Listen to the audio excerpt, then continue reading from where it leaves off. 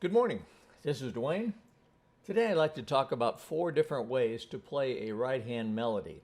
You have a lot of options when you play a right hand melody, and here's at least 4 of them. I'm not saying there's not more, but no, in fact I know there's a lot more, but I'm just going to cover 4 basic ones. And the most basic, of course, is to just play a single finger melody. For example, if you're playing Moon River, you could play.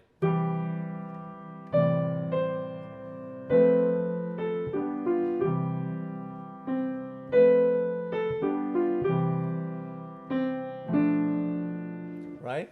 Okay. Or you could put one note under the melody. Usually the best combination is a third, but not always. So in other words,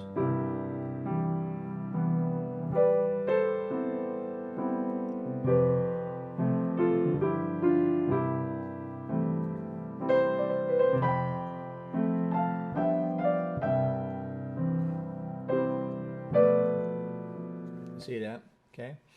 Another way is to play a whole chord. In fact, you could just play a triad.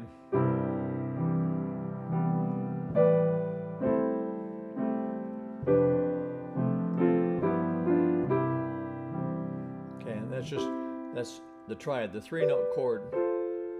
But you could also put in color tones. So actually, I'm giving you a third way already. So in other words, in addition to the chord itself, you could put in a 6th or a 9th or a 7th or all.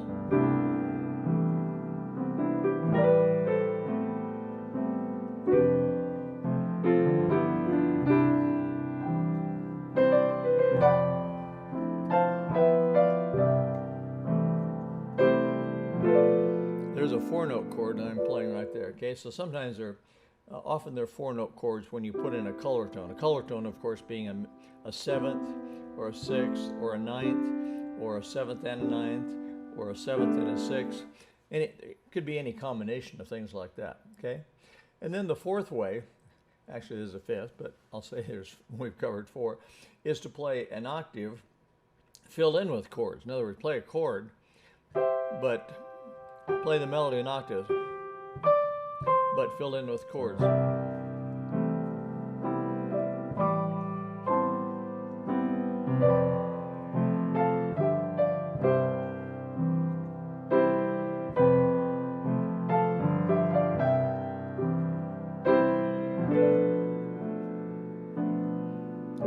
Okay, now when it comes to actually playing a song, we usually combine those. We don't, use one thing all the way through. For example, if I'm playing, say, All the Things You Are.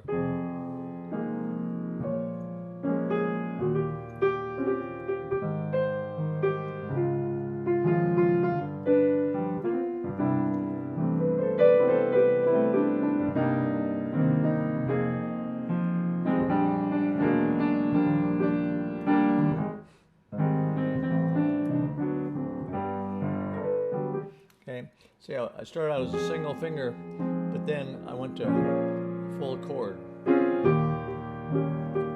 So you want to mix it up to get some variety. Okay. Well, I think that's all I have to say right now.